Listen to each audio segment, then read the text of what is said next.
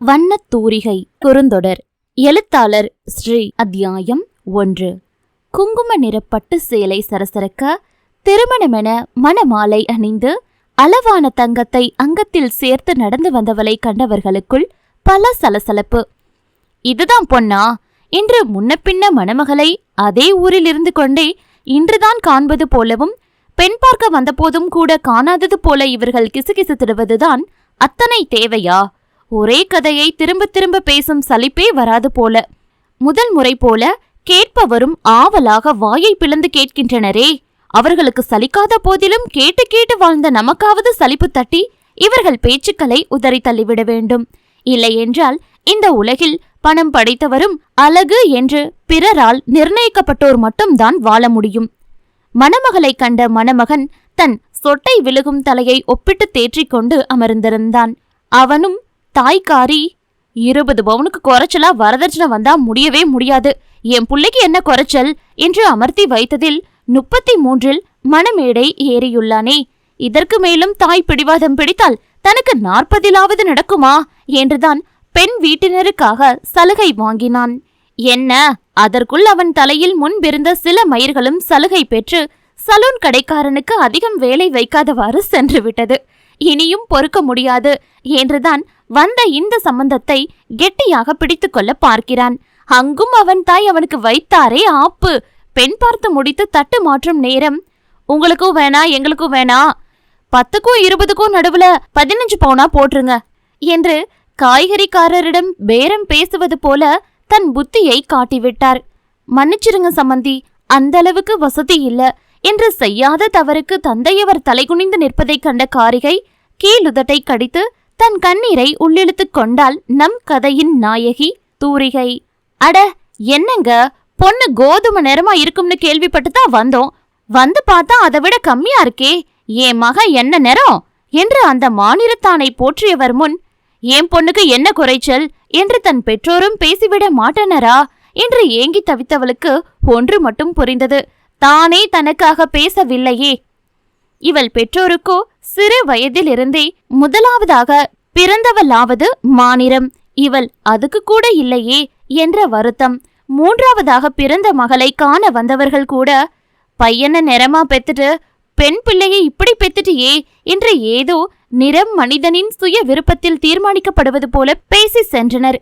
25 வயதில் 8 வருடமாக வாகனங்களின் உதிரி பாகங்கள் தயாரிக்கும் கம்பெனிக்கு வேலைக்கு சென்று வந்து உடல் சுகமில்லாத தந்தையின் சிறு வருமானத்திலும் தன் 4 இலக்க வருமானத்திலும் என குடும்பத்தை காத்து அக்காவை அவள் பிள்ளைகளை கவனித்து தம்பியை படிக்க வைத்து இதற்கிடையில் தன் திருமணத்திற்காக தானே சிறிது சிறிதாக சம்பாதித்து சேமித்து வரும் நிலை அவளது. திருமணம் செய்து வைப்பதே பெற்றவரின் குறிக்கோளாயிருக்க, திருமணம் செய்து கொள்வதையே அவளின் வாழ்நாள் குறிக்கோளாக மாற்றியிருந்தது இந்த சமூகம். 10 பவுனே எங்களுக்கு பெருசுங்க, இதுக்கு மேல முடியாது என்று பெற்றவர் பணிவாக சொல்ல, அங்கு ஒரு வட்ட மேசை மாநாடு மாப்பிள்ளை வீட்டினருக்குள் நடவாததுதான் குறை என்ற அளவு சலசலப்பு. அவர்கள் முடிவு சொல்லும் வரை தங்கள் வீட்டிலேயே குற்றவாளிக்கு நிரபராதி என்ற உண்மை சோதிக்கப்பட்டு தீர்ப்பு கிடைக்குமா என்பது போலத்தான் அவள் பெற்றோர் நின்றிருந்தனர். இதில் தூரிகையின் அக்கா சந்திரிகை வேறு, இந்த சம்பந்தம் முடிஞ்சிடணும்னு வேண்டிக்கோ தூரிக, இல்லைனா உனக்கு இன்னும் எத்தனை வயசுல கல்யாணம் ஆகுமோ என்றாள். குடிகார புருஷனை வச்சுக்கிட்டு 2 பிள்ளைகளுடன் அவள் நிலையே தையல் தைத்தும் பிறந்த வீட்டை சார்ந்தும் என்று ஓடிக்கொண்டிருக்கிறது. இதில் தனக்காக தன்னை போல ஒரு வாழ்வை அமைத்துக் கொடுப்பதுவே நல்ல வாழ்வு என்ற முடிவுக்கு வந்துவிட்டாளே என்ற சகோதரியை பார்த்திருந்தாள் தூரிகை. அது சரி, அவள் படித்தது 10வது, தான் 12வது, தனக்கு இந்த அளவு புத்தி போவதே சரியில்லையோ என்று சமூகத்தின் நிலை அறிந்த மனம் யோசிக்கையில், அவளோ கடந்த 10 வருடங்களாக வீட்டிற்குள்ளேயே காலம் தள்ளுகிறாள். ஒன்று மாமியார் வீடு அல்லது பிறந்த வீடு, அடுத்து தானும் அப்படித்தானே ஆக்கப்பட போகிறேன் என நினைத்தவள் வந்த குடும்பத்தை கவனித்தாள். மாப்பிள்ளையை கூட அப்போதே கவனித்தாள். தங்கள் கிராமத்திற்குள் எப்போதாவது கடை தெருவில் கண்ட முகம்தான். அவனின் முடிகுறைந்த தலை அவளுக்கு பிரச்சனையாக தோன்றவில்லை. அமைதியாக பார்த்தாள். தன் தாயிடம் போராடி கொண்டிருந்தான். இல்லை இல்லை, கெஞ்சுவது போல தோன்றியது அவளுக்கு. விட்டால் காலில் விழுந்து விடுவான் போல. ஒரு வழியாக இப்படித்தான் அவள் திருமணம் நிச்சயமாகி இன்று மணமேடையை அடைந்திருக்கிறது. ஆனால் அவள் இன்னும் மணமேடையை அடையவில்லையே. அதற்குள் மாப்பிள்ளையின் சொந்தங்கள் சேர்ந்து கொள்ள மணமகளை தடுத்து விட்டனர். என்னங்க சம்பந்தி? வியர்வையை துண்டால் துடைத்து கொண்டு பதட்டமாக வந்து நின்றார் தூரிகையின் தந்தை. 7 பவுனு தான் இருக்கு, மீத 3 பவுன் எங்க என்று திருடனை விசாரிப்பது போல கேட்க விக்கித்து போனவர் சம்மந்தி என்று தயங்கினார். தூரிகைக்கு இப்போதுதான் மாப்பிள்ளை வீட்டு பெண்கள் இதெத்தனை பவுனு அதெத்தனை கிராமு என்று புலன் விசாரணை நடத்தி அதற்கு தானும் ஏனோ தானோவென பதில் உரைத்தது நினைவுக்கு வந்தது. வீட்டில் அக்காவின் திருமணத்திற்கு அந்நேரத்தில் 7 பவுனை போட்டிருக்க இவளுக்கு எப்படி 10 பவுன் போடலாம் என்ற பிரச்சனை. இவளுக்காக ஊர் ஆசாரியை நம்பி தங்கத்துடன் சற்றே கூடுதலாக செம்பு கலந்த முத்திரை இல்லாத நகைதான் கட்டுப்படி ஆகும் என்று சிறுக சிறுக வாங்கி வைத்ததிலிருந்து 3 பவுனை எடுத்து கொடுத்து சரி கட்டியாயிற்று. அதன்பின் அன்னை அவளும் திருமணம் முடிந்தன்று இரவே மாப்பிள்ளையிடம் விஷயத்தை முதலில் உரைத்துவிடு, அவருக்கு உன்னிடம் பிடிப்பு வந்துவிட்டால் அவகாசம் கேட்டு வாங்கிவிடலாம் என்று அந்த மகாபிரபு மேல் பாரத்தை போட்டுவிட கூறினார். என்ன அவன் மகாபிரபு, அவனுக்கே தற்சமயம் தெரியாதே. இப்போது உங்களைத்தான் இப்படி மணமேட வர எங்களை இழுத்துட்டு வந்து ஏமாத்தவா பாக்குறீங்க? மணமகனின் அன்னை கேட்டபோது அங்கு அவமானப்பட்டு நின்ற தூரிகைக்குத்தான் கண்ணீர் தாண்டி மனம் ரணங்களால் இறுக்கமாக தொடங்கியது. எத்தனை பெரிய அவமதிப்பு இது அவளுக்கு!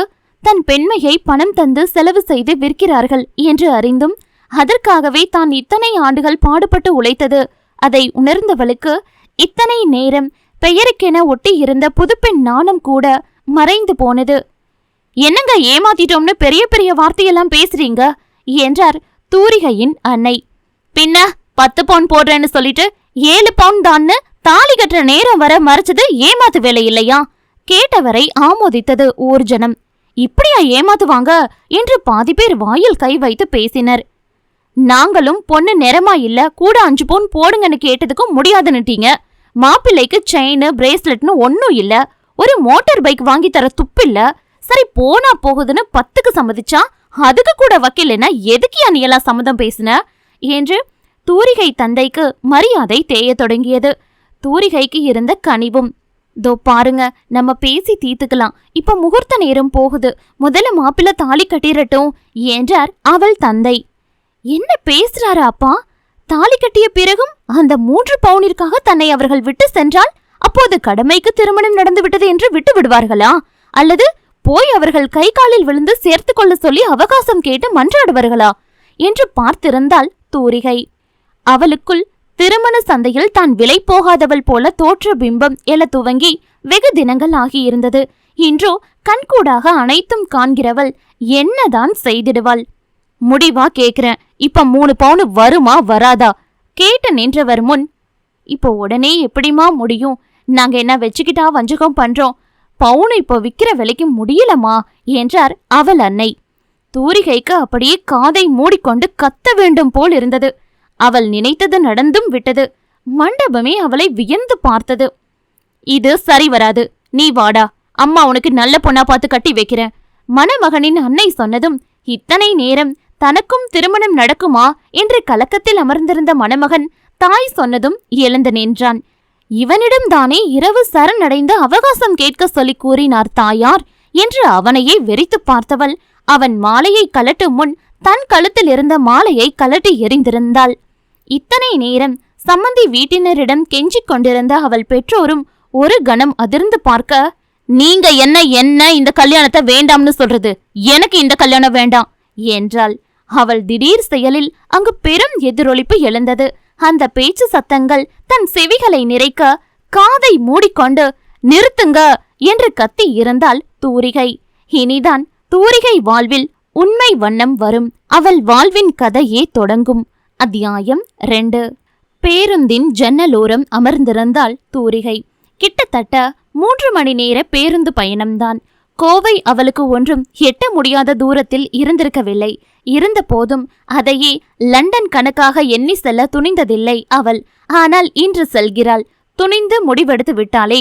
அவள் முடிவைத்தான் ஊராரை போல குடும்பமும் வெறுப்பாய் பார்த்து விட்டதே.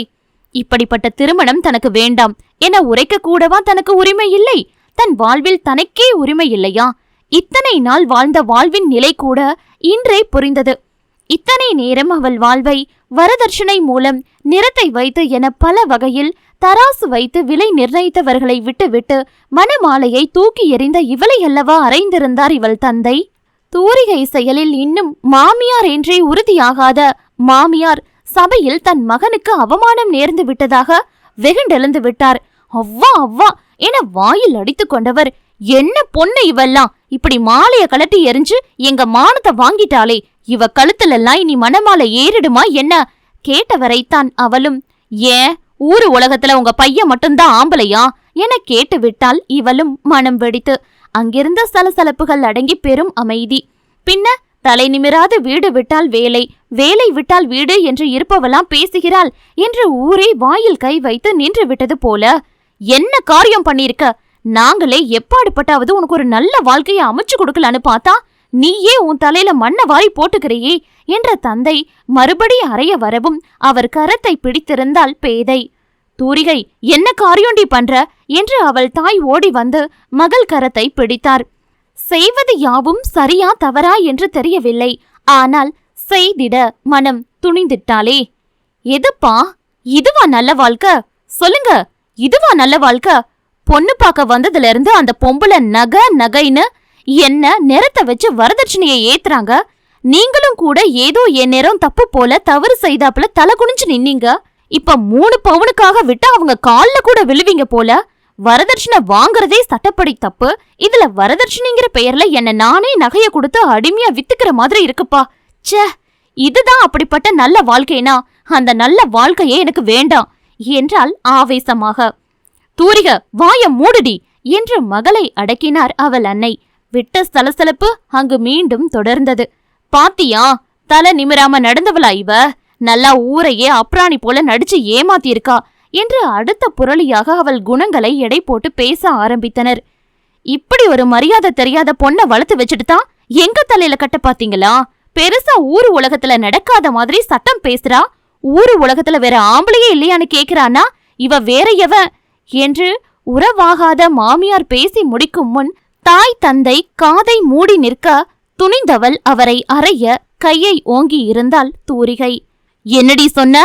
கண்கள் சிவக்க ருத்ரம் பொங்க நிற்பவள் முகம் காண பேசியவளை பயந்து 2 அடி நகர்ந்தாள். இந்த நிலையிலும் காதை மட்டுமே மூடிக்கொண்டு அவர்கள் பேசுவதை தட்டி கேட்காமல் தன்மேல்தான் தவறு என்பது போல செவிகளை மூடி நிற்கும் பெற்றவர்களை துட்சமாக பார்த்தாள் தூரிகை. ஐயோ, சரியான ராங்கி பொம்பளையா இருப்பா போலையே. இவள வீட்டுக்குள்ள விட்டிருந்தா என்னையும் என் புருஷனையும் அடிச்சே துரத்தி இருப்பா என்றாள் மணமகனின் உன்னத தாய். ஓ, இவர்தான் இவ புருஷனா என்பது போல்தான் தூரிகை அவர் கணவனை பார்த்தாள். இதுவரை நியாயமா என்ன ஒரு வார்த்தை கூட அவர் மனைவி முன் பேசியதாக அவள் நினைவிலேயே இல்லை. மணமகனின் குணத்தை இப்போது அவள் எண்ணிக்கொண்டாள். நல்ல வேலை, எந்த ஜென்மத்துல செஞ்ச புண்ணியமோ எங்க குடும்பம் தப்பிச்சுது, நீ வாடா என்று அவர் மகனை அழைக்க அவனும் உடனடியாக தாயுடன் அங்கிருந்து வெளியேறினான். அப்பா அம்மா நம்மளை எவ்வளவு கஷ்டப்பட்டு வளர்த்தாங்கடி, அந்த நன்றி கூட உனக்கு இல்லாம போச்சே என்றாள் அக்காக்காரி. அதான இப்படி மானத்தை வாங்கிட்டாளே என்றான் அக்காள் கணவன். எனக்கா நன்றி இல்ல? என் கல்யாணத்துக்கு நான் ஓவர் டைம் பார்த்து சம்பாதிச்சு வாங்கின 10 பவுண்ட்ல 3 புருஷன் துரத்தி விட்டுட்டாருன்னு வந்து நின்னு வாங்கிட்டு போனையே, உனக்கு இருக்கா அது? சபையில் வைத்து கேட்டு விட விக்கித்து போன அக்காக்காரி அதன் பின் வாயே திறக்கவில்லை. சரி, அவ 3 பவுன் கேட்டு வாங்கி இருந்த நிலைமையினே இருக்கட்டுமே தூரிக, பெரியவங்க பேசும்போது உனக்கு எதுக்கு இந்த அவசரம் என்று பெரியப்பா கேள்வி கேட்டார். இன்னைக்கு 3 பவுனுக்காக கல்யாணத்தை நிறுத்தினவங்க நாளைக்கே வரதட்சணைக்காக கொன்னு போட்டு இன்னொரு கல்யாணம் பண்ணி வரதட்சணை வாங்க மாட்டாங்கன்னு என்ன நிச்சயம்? கேட்டவள் கேள்வியில் எஞ்சி இருந்த சொந்தங்களில் பலர் அவங்க ஒன்னும் அத்தனை மோசமான குடும்பம் இல்ல என்று வக்காலத்து வாங்கினர். பேசியவர்களை திரும்பி உற்று பார்த்தாள் தூரிகை. நீங்க எங்க சொந்தம் இல்லையே, அதுதான் கல்யாணம் நடக்காதுன்னு தெரிஞ்சு போச்சுல்ல, இன்னும் இங்க என்ன உங்களுக்கு வேலை? கேட்டவளை அத்தனை சபித்து வெளியேறினர் எஞ்சி இருந்த மணமகன் வழி உறவுகள் சிலர். உன்னை கஷ்டப்பட்டு பெத்து வளர்த்து ஆளாக்கி உனக்கு நல்ல வாழ்க்கை அமைச்சு கொடுக்க போராடினதுக்கு எங்களுக்கு நல்ல மரியாதை பண்ணிட்ட என்றார் அவள் தாய். கஷ்டப்பட்டு பெத்த கஷ்டத்தோட வளர்த்தன்னு வேணா சொல்லுமா, ஆனா கஷ்டப்பட்டு நல்ல வாழ்க்கைய அமைச்சு கொடுக்க போராடுனேன்னு மட்டும் சொல்லாத. ஏன்னா அரசு பள்ளியில படிச்சு வருஷ கணக்கா சத்துணவுலையும் பாதிவேளை பட்னிலையும் பள்ளிக்கூட துணிய உடுத்தி வளர்ந்து படிப்பு முடிஞ்சு ரிசல்ட் வர முன்ன கம்பெனிக்கு வேலைக்கு சேர்ந்து என் கல்யாண செலவுக்கும் நகைக்கும் 8 வருஷமா ஓடி ஓடி உழைச்சு சம்பாதிச்சனே. அப்ப நான் பட்டதுக்கு பேர் என்ன? கேட்டவளால் பெற்றோரும் வாயடைத்து போயினர். மூத்தவளுக்கு கூட தந்தை பாடுபட்டு திருமணம் செய்து வைத்தார். இவளுக்கு எல்லாம் இவள் தலையில் அல்லவா விடிந்து விட்டது. அதனால உன் வாழ்க்கைய நீயே முடிவு பண்ணிப்பேன்னு சொல்றியா? உனக்காக நாங்க மனசளவுல எவ்வளவு கஷ்டப்பட்டோம். அப்ப நாங்க உனக்கு வேணாமா என கேட்டது தாயின் கண்ணீர். நீங்க வேணும், ஆனா நீங்க எனக்கு எது நல்லதுன்னு பெயர் வச்சு செய்யறீங்களோ அது சுய விற்பனை, வேண்டாம் என்றாள். அவர்களுக்கு அவள் பேசும் பொருள் விளங்கவில்லை. விளங்குமா என்றும் தெரியவில்லை. பெற்றவர்கள் நாங்கள் என்ன அவளுக்கு தீங்கா நினைக்கப் போகிறோம் என்று மறுபடி அதே எண்ணத்தில் நின்றவர்கள் அடுத்து செய்ததுதான் தூரிகைக்கு அவர்கள் மீதிருந்த பாசத்தையும் விலக்கிக் கொண்டு அவளை அங்கிருந்து வெளிவர வைத்தது. மண்டபம் பிடித்தாயிற்று, சொந்தத்தை அழைத்தாயிற்று.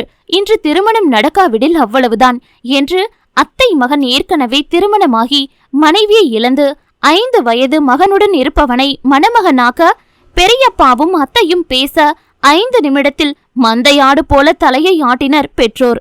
அவள் கம்பெனியில் இருந்து மேனேஜர் சுப்பிரமணி தன் மனைவி மல்லிகாவுடனும் சூப்பர்வைசர் மணிகண்டனும் இத்தனை நேரம் நடந்த கலவரத்தில் உறவினர்கள் முன் நாம் என்ன பேச முடியும் என்று கையறு நிலையில் நின்று பார்த்திருந்தனர். கம்பெனியில் ஒன்றாக பணிபுரியும் தோழி பிரியாவும் லதாவும் கூட இம்முறை பதறி தூரிகை அருகில் வந்தனர். அவசரப்படாதீங்க, தூரிகை ரொம்ப நல்ல பொண்ணு, அவ மனசுக்கு நல்ல வரணம் அமையும், எதுனாலும் உங்க பொண்ணு விருப்பமும் முக்கியம் இல்லையா என்று முன் வந்து பேசினர் சுப்பிரமணியும் மணிகண்டனும். அவர்களுக்கு அங்கு கடுகளவும் மரியாதை இல்லையே. இதை விடவா என் வாழ்க்கையில் இவர்களால் விளையாடிட முடியும் என்று சொந்த பந்தங்களை உற்று பார்த்தாள் தூரிகை. உறுதி செய்யப்படாத புது மணமகன் குணசேகரனை அவளும் நன்கு அறிவாளே. அவன் தயங்கி தயங்கி மகனையும் தன்னையும் பார்ப்பதையும் பார்த்தாள். சில பல வருடங்களுக்கு முன் வசீகரமாய் அக்காவையும் தன்னையும் தலைகுனிய வைத்த அத்தை மகன் அதன்பின் அக்காவிற்காக மாப்பிள்ளை கேட்கவும் இதே போல வரதட்சணை காரணமாக வேறு ஒருவளை தன் முன் தலைகுனிய வைத்துக் கொண்டான். இப்போது மறுபடியும் இவளிடம். அவள் பார்வையில் மறுமணம் தவறென்று இல்லை. ஆனால் அந்த மனத்தில் மணப்பெண்ணின் சம்மதம் வேண்டாமா? மணமேடை இருக்கிறது, தாலி இருக்கிறது, எதற்கு சும்மா விட வேண்டும் என்று மாட்டை கட்டி வைப்பது போலல்லவா இருக்கிறது இவர்கள் செயல்கள். ஏன் வாழ்க்கைய முடிவு பண்ண நீங்க யாரு? காட்டு கத்தலாக மறுபடி கத்தினாள். இன்னும் எத்தனைதான் இவர்களிடம் போராட வேண்டுமோ தெரியவில்லை. நாங்க உன்னை பெத்தவங்க என்றனர் பெற்றவர்கள். பெத்தவங்க மட்டும்தான் என்றால் தூரிகை கண்கள் சிவந்து. இது ஏன் வாழ்க்கை, இதுல என்ன பண்ணணும்னு நான் தான் முடிவு பண்ணுவேன் என்றவளை அதற்கு மேல் பேச விடாது அரைந்து மணமேடைக்கு இழுத்தார் அவள் அன்னை. இன்று அவள் கழுத்தில் தாலி ஏறியே ஆக வேண்டும் என்பது உறுதியானது. நிலைமை கையை மீறி போனது. இப்ப நீங்க கட்டாயப்படுத்தி கல்யாணம் பண்ணி வச்சா நான் போலீஸ் ஸ்டேஷனுக்கு போவேன். வரதட்சணை கேட்ட அந்த குடும்பம், வற்புறுத்தி கல்யாணம் பண்ணி வச்ச குடும்பம், தாலி கட்டினவன்னு எல்லார் மேலையும் தாலிய கழட்டி போட்டுட்டு போய் கம்ப்ளைண்ட் கொடுத்து உள்ள வைப்பேன். அவள் சொன்னதில் அவள் குடும்பமே அதிர்ந்தது. ஊர் மக்கள் சலசலக்க தந்தை நெஞ்சை பிடித்துக்கொண்டு அமர அவளை மகளே இல்லை என்று ஒப்பாரி வைத்து துரத்தி அனுப்பினர் குடும்பமும் சொந்த பந்தமும். அத்தியாயம் 3. மழை வருது மழை வருது என்று மற்ற ஜன்னலோர பயணிகள் ஜன்னலை அடைத்திருக்க, ஜன்னலோர இருக்கையில் மணக்கோலம் கலையாது அமர்ந்திருந்த தூரிகையின் முகத்தில் தூறல்கள் விழுந்து அவள் முகத்தையும் பொய்யான திருமண கனவையும் நனைத்தது. முதல் முறையாக மலையை தீண்டும் மழலையாக, சுதந்திரம் உணர்ந்த மங்கையாக தன்னை உணர்ந்தவள்தான் எத்தனை அழகு. அவளை போய் நிறத்தை வைத்து எடை போட்டனரே என்று அந்த மேகங்களே அவளை நோக்கி இன்று மலையை பொழிந்ததுவோ என்னவோ. இங்கு நடக்கும் பல திருமணங்களின் யதார்த்த அர்த்தம் மூளையில் ஆணி அடித்தாற் போல உரைத்தது. காலம் மாறிவிட்டது என முற்றிலுமாக தங்களை மாற்றிக்கொண்ட நவநாகரிக பெண்கள் ஒருபுறம் என்றால், இவளை போன்ற பிறர் பேச்சை கேட்டு சமூகத்திற்காக தங்கள் வாழ்வை விற்கிறோம் என்று தெரியாமல் விற்கும் பெண்கள் ஒரு புறம். இது இரண்டிற்கும் இடையில் இனி அவள் போராடப் போவது போல போராடும் பெண்கள் இன்னொரு புறம். மணி நேரங்கள் முன் மண்டபத்திலிருந்து வெளியே வந்தவள் கால்கள் வீடு நோக்கி செல்லவே இல்லையே. அவளுடன் வெளியேறிய மேனேஜர் சுப்பிரமணியும் அவர் மனைவி மல்லிகாவும் தூரிகையை வீட்டுக்கு செல்லுமாறு சொல்லி பார்த்தனர். இத்தனை நடந்த பின்புமா சார்? கேட்டவள் கேள்வியில் இருக்கும் நியாயம் புரிந்தாலும், தனியா நீ என்னமா பண்ணுவ, அதுவும் கல்யாணமாகாம என்றார் திருமண வயதில் மகளை வைத்துள்ளவர். சூப்பர்வைசர் மணிகண்டன் அமைதியாக இருக்கா. எனக்கு திரும்ப வேலை வேணும் சார், கிடைக்குமா என்று கேட்டாள் தூரிகை. சில வினாடிகள் யோசித்தவர், 8 வருஷம் வேலை பார்த்திருக்க, கண்டிப்பா கொடுக்கலாம் என்றார். ஆனா என்ன நீங்க கொஞ்ச நாள் முன்ன கேட்ட போல கோயம்புத்தூர் பிரான்ச் மாத்தி விடுறீங்களா? தயக்கமாக கேட்டாள். என்னம்மா பேசுற நீ? உன்னை பெத்தவங்க நாளைக்கே மனசு மாறி வந்து நின்னு நீ இங்க இல்லைன்னா எப்படி என கேட்டார் மணிகண்டன். எனக்கு இந்த ஒரு உதவியை மட்டும் செய்யுங்க சார் என முடித்து கொண்டாள் அவள். மணி, தூரிக சொல்றதுலயும் நியாயம் இருக்கு. நம்ம கம்பெனில கல்யாணம்னு வேலையை விட்டு நின்னுட்டு இப்ப திரும்ப வேலைக்கு வந்து நின்னாலும் பேசியே மனச நோகடிப்பாங்க. அதோட தூரிகைக்கும் மனமாற்றம் வேணும், அதுக்கு இடமாற்றம் அவசியம். அதனால நீயும் லதா கூடயே கோயம்புத்தூர் போயிடுமா. நான் முதலாளி கிட்டையும் அங்க கம்பெனி மேனேஜர் கிட்டையும் பேசிடுற என்றார் சுப்பிரமணி. லதா ஏற்கனவே அங்கு கூடுதல் 1000ற்காக பணிமாற்றமாகி சென்று கம்பெனி அருகில் உள்ள விடுதியில் தங்கி இருந்ததால் இவளையும் அழைத்து செல்வதில் அவளுக்கு பிரச்சனை இல்லை. அம்மாடி, நகையெல்லாம் போட்டுட்டு பஸ்ல பாத்துப்போ, மாத்து துணி கூட இல்லையே, எங்க வீட்டுக்கு வந்துட்டு போ என்றார் மல்லிகா.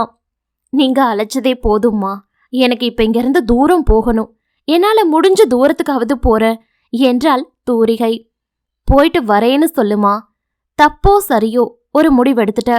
உன்னை பெத்தவங்க தவற புரிஞ்சு உன்னை சீக்கிரமா ஏத்துக்கணும். பத்ரம் என கூறி கணவருடன் அவளை லதாவுடன் கோவை செல்லும் பேருந்தில் ஏற்றி விட்டிருந்தனர். என்னதான் அத்தனை ஒப்பனைகளும் ஆடம்பர நகைகளும் இல்லை எனினும் திருமண கோலம் முழுதாக கலையாத நங்கை போல இருப்பவள் மீது பேருந்தில் பலரின் பார்வை பதிந்தது. தூரிகைக்கோ இது மனக்கோலம்.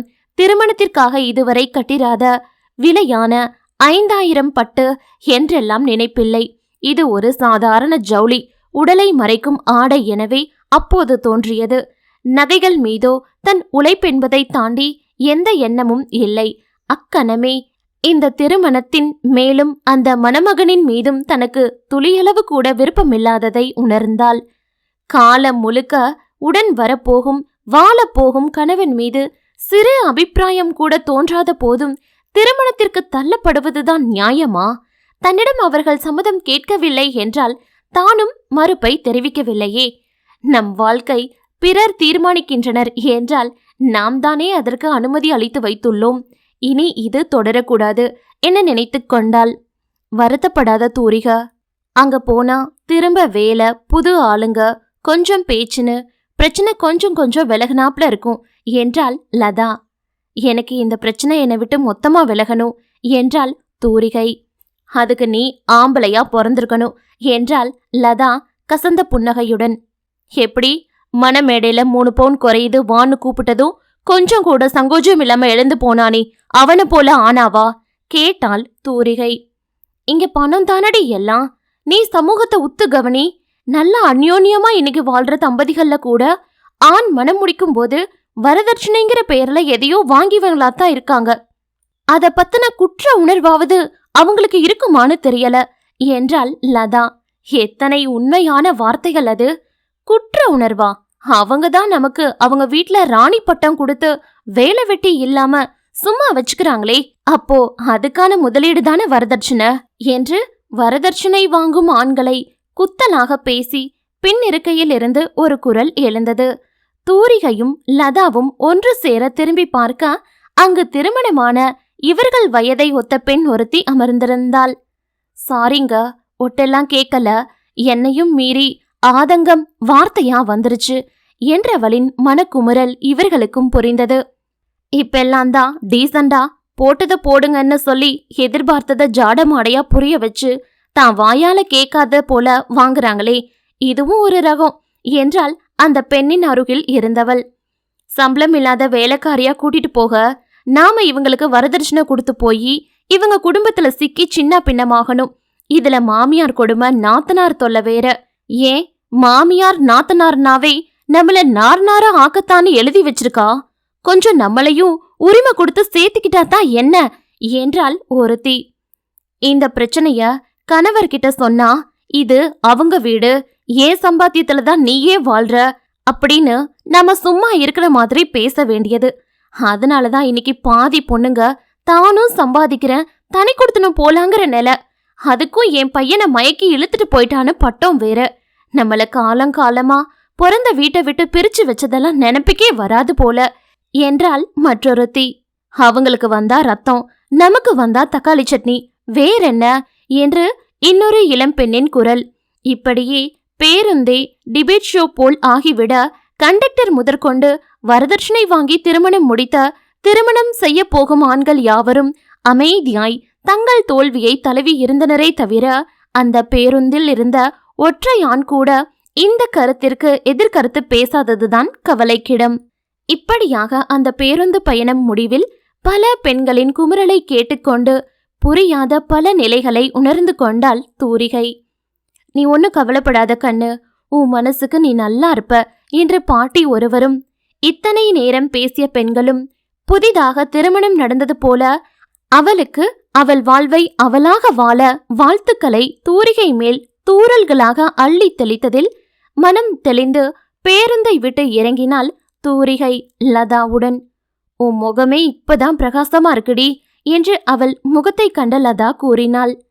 வாழ்க்கையே இப்பதான் இருள்ல இருந்து கொஞ்சம் வெளிச்சத்துக்கு வந்தது போல இருக்கு என்றாள் தூரிகை. அன்றைய நாள் வார்டனிடம் கெஞ்சி பேசியதில் தூரிகை மீது இரக்கம் கொண்டு லதா அறையில் இடம் கிடைத்திருந்தது. அவளுடன் தங்கியிருந்த மற்றொரு பெண்ணும் எந்த ஆட்சேபனையும் தெரிவிக்காமல் இருந்ததால் அந்த அறையிலேயே லதாவின் உடையை மாற்றிக்கொண்டு அன்றிரவு அரை வயிறு உணவுடன் பாய் விரித்து சுருண்டு படுத்துக் கொண்டாள். அடுத்த நாள் முதல் புது கம்பெனி, புது மனிதர்கள். ஆனால் பழகிய அதே வேலை. சுப்பிரமணி மணிகண்டன் உபயத்தில் வேலை உறுதியாகி சேர்ந்தாயிற்று. அடுத்து என்ன என்று யோசிக்கையில்தான் தனக்கு கம்பெனி வழங்கும் சம்பளத்தை எடுக்கவென்று மட்டுமே வைத்திருந்த ஏடிஎம் கார்டை முடக்கிவிட்டு புது கார்டை பெற ஏற்பாடுகளை செய்துவிட்டு வந்தாள். அதற்குள் தான் எத்தனை ப்ரொசீஜர்கள், அப்பப்பா என்ற நிலை. மண்டபத்தில் இருந்து அப்படியே வந்தமையால் பழைய கம்பெனியில் பணிக்காக கொடுத்த அடையாள அட்டை நகலை கேட்டு வாங்கி அதை வைத்துதான் ஒவ்வொன்றும் செய்ய வேண்டிய நிலை. லதாவின் பழுது பார்த்து பத்திரமாக இருந்த பழைய கீபேட் மொபைலில் புது சிம் கார்டு வாங்கி போட்டுக்கொண்டாள். உடுத்த 3 காட்டன் சுடிதார், இதர தேவையானவை என்று தனக்காக வாங்கி கொண்டவளின் வாழ்க்கை புதிதாக ஒரு கோணத்தில் பயணிக்க தொடங்கியது. இனி திருமணத்திற்காக நகை சேர்க்க தேவையில்லை என்ற முடிவுடன் ஒரு வாழ்க்கை பயணம். எப்படி இருக்கும் பார்ப்போமா? அத்தியாயம் 4. தூரி என்ற பெயரே அவளின் செல்ல பெயராகி போனது புது இடத்தில். என்னம்மா தூரிகை, புது ஊரு, புது இடம் எல்லாம் செட் ஆகிடுச்சா? அவ்வப்போது புது மேனேஜர், பழைய மேனேஜர் சுப்பிரமணி கூறி வைத்தமையால் அக்கறையோடு விசாரித்து கொண்டார். பழகிருச்சு சார் என்று சிறு மென்னகையுடன் அவருக்கு பதிலளித்து விட்டு கடந்து விடுவாள். என்ன தூரி, இதுவரை உன்னை தேடி உன் வீட்டாளுங்க யாரோ அந்த கம்பெனிக்கு கூட போன போல தெரியல. லதா தான் வருத்தமாக கேட்டாள். ஆமாமா, என் வாழ்க்கைய நானே முடிவு பண்ணி எவ்வளோ பெரிய தப்பு பண்ணிட்ட. அவங்க எவ்வளோ நல்ல வாழ்க்கையை அமைச்சு தர பார்த்து உதாசீனம் பண்ணிட்டு வந்துட்ட என்று விரக்தியாக கூறியவள் தோளில் கை வைத்தாள் லதா. விழப்போறது பாலுங்கிணறா இருந்தாலும் அவங்களாம் தள்ளிவிட்டு மரியாதை தேடிக்க நினைக்கிறாங்க. சரி, இத பேசினா சுயசரிதை போல போயிட்டே இருக்கும். வா போய் வேலைய பார்ப்போம் என்று நகர்ந்தவள் இத்தனை நேரம் அவள் பேச்சை கேட்டபடி பின்னே வந்த உருவத்தை கவனிக்கவில்லை. தூரி குரலில் தெரிந்த பரிட்சயத்தில் திரும்பி பார்த்தாள். ஒரு நிமிஷங்க என்ற இத்தனை நேரம் மேனேஜர் அறையில் ஓரமாக நின்றிருந்த சூப்பர்வைசர் இளங்கோவை அவள் கண்டுகொள்ளவே இல்லை. இப்போது கண் முன் வந்து அவனாக அழைக்கவும் தான் கேள்வியாக பார்த்தாள். ஏதோ பேச வந்தவனாக தயங்கியவன், நீங்க வேலைக்கு சேர்ந்து 1 மந்த் ஆகிடுச்சு. ஏற்கனவே அங்க கணக்கு முடிச்சுட்டு இங்க கிட்டத்தட்ட நியூ ஜாயினிங் தானே. சம்பள கார்டும் அக்கௌண்ட் ஹேண்ட்லிங்கும் உங்க கையில இருக்கா? இல்ல ரீட்ரைவ் பண்ணவோ வேற அக்கௌண்ட் ஓபன் பண்ணவோ லேட் ஆகும்னா சேலரி இந்த மாசம் கையில வாங்கிக்கிறீங்களா என்று கேட்டான். பத்தியாக விளக்கத்துடன் படபடவென பேசியவனை வித்தியாசமாக பார்த்தவள், ஹாஸ்டல் அட்ரஸ்க்கு ப்ரூஃப் மாத்தி பேங்க்ல கொடுத்துருக்க. இன்னும் புது ஏடிஎம் கார்டு வரல, இந்த மாசம் மட்டும் கையிலேயே கொடுத்துட்டா நல்லா இருக்கும் என்றாள். ஓகேங்க, இத நீங்களா சொல்லுவீங்கன்னு எதிர்பார்த்தேன். இனி எதனாலும் சொல்லுங்க, நாங்க எல்லாரும் இருக்கோம் என்றவன் திரும்பி மேனேஜர் செல்வம் அறை நோக்கி நடந்தான். என்ன நாங்க இருக்கோம்? எதுக்கு இந்த ஆறுதல் பேச்சு? ஒருவேளை செல்வம் சார் உபயத்தில் இளங்கோவிற்கும் தன்னை பற்றிய தகவல்கள் கிடைத்திருக்கும் போல என்ன நினைத்து கொண்டவளுக்கு விரக்தியே மிச்சம். பாசம் காட்ட வேண்டிய குடும்பத்தில் கருணை கூட மிஞ்சாது போனது. புதிதாக சிலர் கருணை காட்டுகிறார்கள். அது உண்மையா என்று நம்ப அச்சம். பாருடி, நாமளே பேச நினைச்சு அதுக்குள்ள காடு வந்துடுமான்னு நினைச்ச விஷயத்த இலா சார் கேட்ச் பண்ணிட்டாரு. அதுதான் இலா சார். இங்க எல்லாரோட ஃபேவரட்டா அவர் இருக்கு, அதான் காரணம் என்றவள் லதா. ஓ என்றாலே தவிர ஆர்வம் காட்ட தோணவில்லை தூரிக்கு. ஏற்கனவே வாழ்வில் பல நல்ல ஆண்களை கடந்து வந்திருக்கிறாள். யாரிடமும் எந்த நல்ல குணத்தை கண்டாலும் மனதிற்குள் பாராட்டுவதோடு சரி, கடந்துவிடும் ரகம். தனக்கான வாழ்வை அமைத்து கொள்ள பொருளாதார பொறுப்பை ஏற்றவள். வாழ்வை அமைத்து தரும் பொறுப்பை பெற்றவர்கள் வசமே அளித்ததாலோ என்னவோ, அப்படியே இவனையும் கடந்து விட்டாள். அன்று முதல் மாத சம்பளத்தை கையில் வாங்கியிருந்தாள் தூரிகை. 8 வருடமாக வாங்கிய சம்பளமெல்லாம் என்ன கணக்கு என்று கேட்டால் அதெல்லாம் அடுத்தவர் வீட்டை சேரும் முதலீடாகவே பார்க்கப்பட்டது. இதுதான் அவளுக்கான முதல் மாத சம்பளம். என்னடி, ஏதோ புதுசா முதலாம் சம்பளம் வாங்கின மாதிரி ஒரே ஃபீலிங்ஸ் ஆஃப் இந்தியாவா இருக்கா? கேட்ட லதாவிடமும் இதே பதிலைத்தான் உரைத்தாள். அதை கேட்டவள்தான் அவள் எண்ணத்தை மாற்றும் பொருட்டு, அப்ப இதுதான் உன்னோட முதல் சுதந்திர சம்பளம் இல்லையா? அப்ப அதுக்காக இந்த தோழிக்கு ஒரு காலான் ட்ரீட் வைக்கலாமே என கேட்டாள். வாடி, உனக்கு இல்லாததா என்றவள் கம்பெனியை கடந்து பேருந்து நிறுத்தம் அருகே 5 மணிக்கெல்லாம் பள்ளி கல்லூரி மாணவர்கள் மற்றும் இவர்களைப் போல வேலை முடித்து வருபவர்கள் கூட்டமாக நிற்கும் காளான் கடைக்கு 6:30 போல வந்து சேர்ந்திருந்தனர். ஏண்டி, இதுதான் வேணுமா? நம்ம வேணும்னா அதோ அந்த பேக்கரியில ஸ்வீட்டு காரம்னு 1/4 கிலோவோ 1/2 கிலோவோ கூட வாங்கிக்கலாம். நைட்டு பசிக்கும் போது சாப்பிட்டுக்கோ, இதெல்லாம் உடம்புக்கு நல்லதா என கேட்டாள் தூரி. சம்பளம் வாங்கிய அன்று மாதம் தம்பிக்காக வீட்டிற்கு வந்து செல்லும் அக்கா பிள்ளைகளுக்காக என்றும் இப்படி மாதம் 7ஆம் தேதி அன்னை ஒப்புதலின் பெயரில் வாங்கி சென்றே பழக்கப்பட்டவள் கேட்டுவிட, அதெல்லாம் எப்பவாவது சாப்பிட்டா கேடில்லடி என்றாள் லதா. இதுக்கு மேல உன் விருப்பம், ஆனா வா, முதல்ல நான் சொன்னதை வாங்கிட்டு வந்துடலாம் என்று பேக்கரி சென்று வர லதாவும் ஏடிஎம்மில் கியூவில் நின்று தன் செலவுக்கு பணத்தை எடுத்துக்கொண்டு வந்தாள். நீ மீதத்தை அப்படியே உன் அம்மா அக்கவுண்டுக்கு போற்றுவல்ல? தூரி கேட்கவும் தலையசைத்தாள் அவள். இங்க ரூம் வாடகை, சாப்பாட்டுக்கு போக கை செலவுக்கு 1000, மீதம் வீட்டுக்கு என்றாள் லதா. பேசிக்கொண்டே இருவரும் ஆளுக்கு ஒரு பிளேட் காளான் கூறி முடிக்க தூரி கண்களோ காளான் எங்கே இருக்கிறது என்று தேடிக்கொண்டிருந்தது. ஹலோ மேடம், என்ன தேடுறீங்க என கேட்டாள் லதா. இல்லடி, அது முட்டைக்கோஸ் தானே, காளான் எங்கன்னு தேடுறேன். ஒருவேளை உள்ள எங்கேயும் வச்சிருப்பாங்களோ என்று கேட்ட தூரி வார்த்தைகளில் லதா சிரிக்க பின்னிருந்து இன்னொரு குரலும் கேட்டது. இருவரும் திரும்பி பார்க்க இளங்கோதான் நின்றிருந்தான். அவனை கண்டதும் எந்த உணர்வும் காட்டாது தூரி திரும்பிக் கொள்ள லதா, என்ன சார், வழக்கம் போல சோயா சாப்பிட வந்தீங்களா என்று கேட்டாள். ஆமா ஆமா என்றவன் தனக்கு ஒரு பிளேட் சோயா சாட் சொல்லிக்கொண்டு காத்திருந்தான். 30 ரூபாய்க்கு ஒரிஜினல் காளான் போட்டா அந்த அண்ணன் கடையை மூடிட்டு போக வேண்டியதுதான் என்றாள் லதா. என்று தூரிக்குத்தான் இதெல்லாம் புதிது.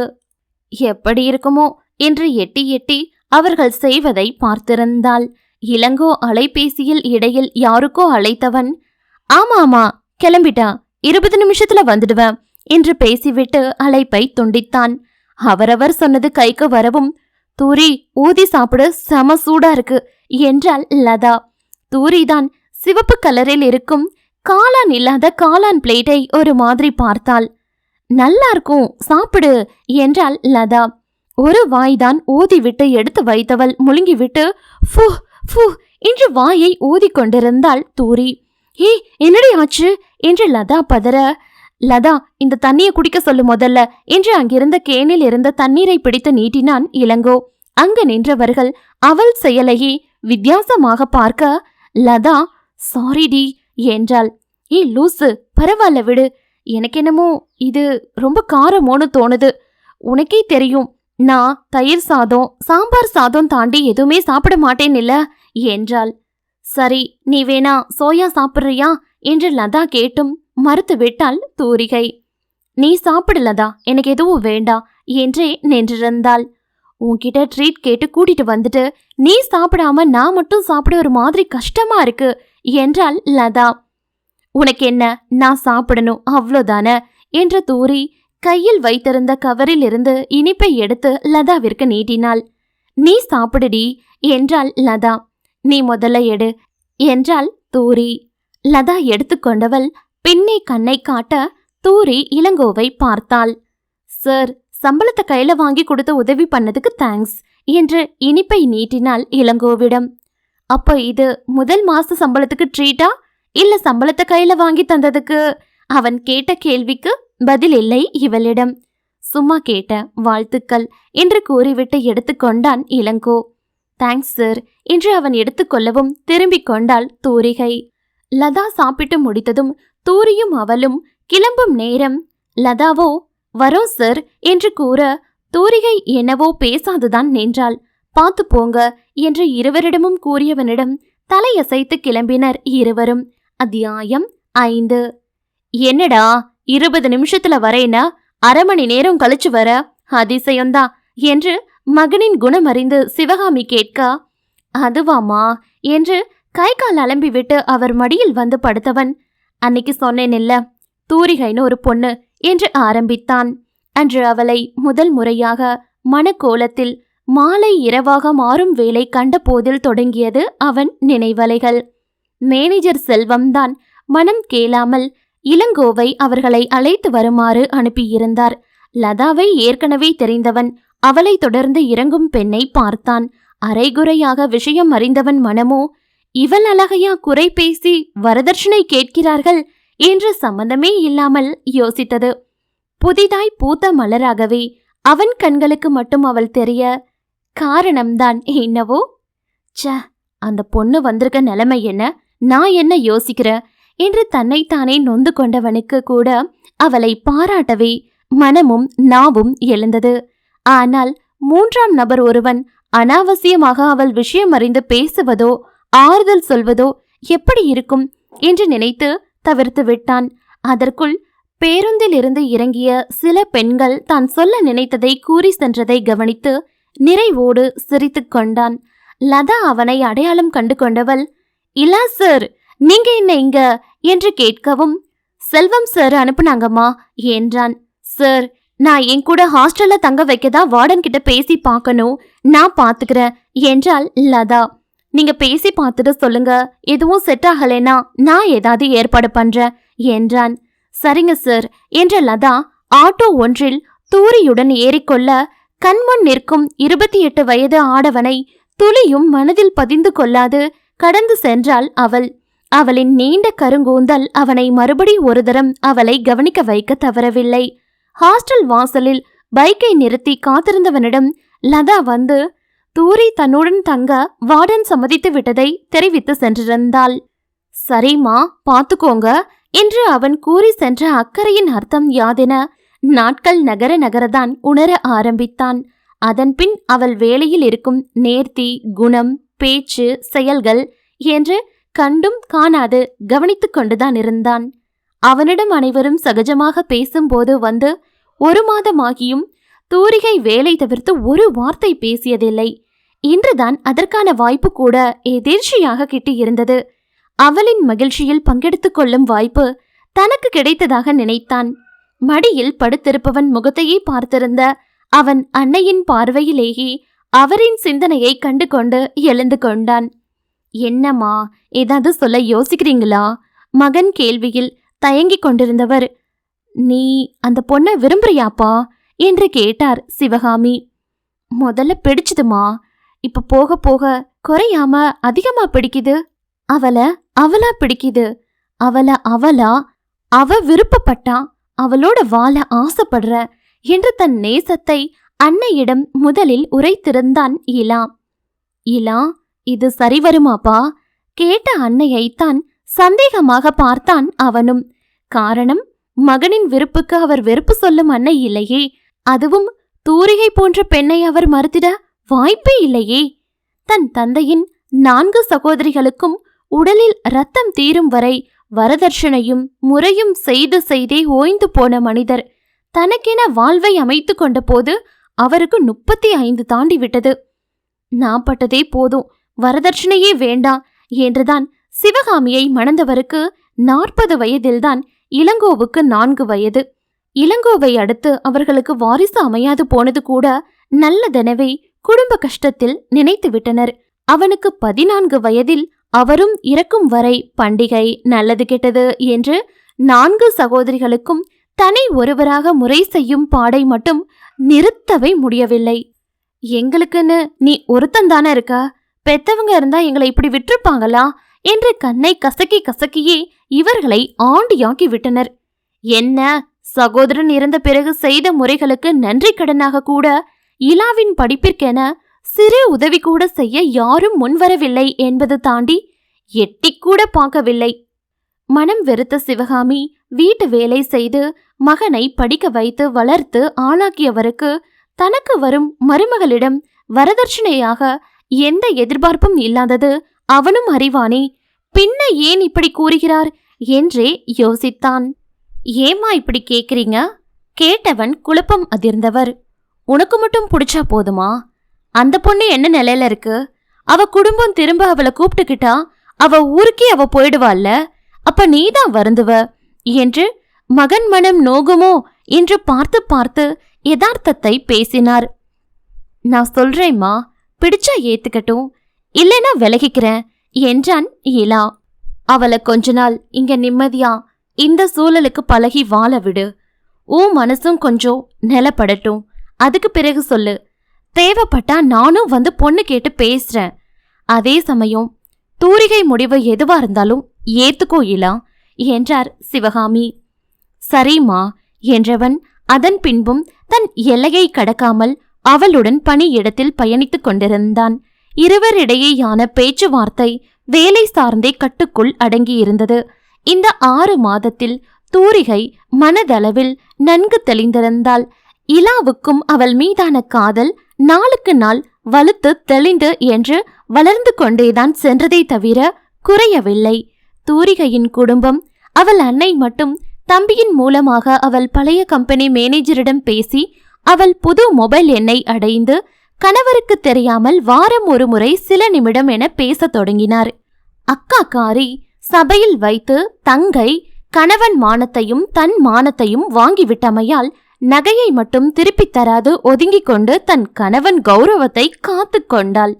அவள் அன்னை எப்போது பேசினாலும் திரும்ப வரக்கூறி அழைப்புதான்.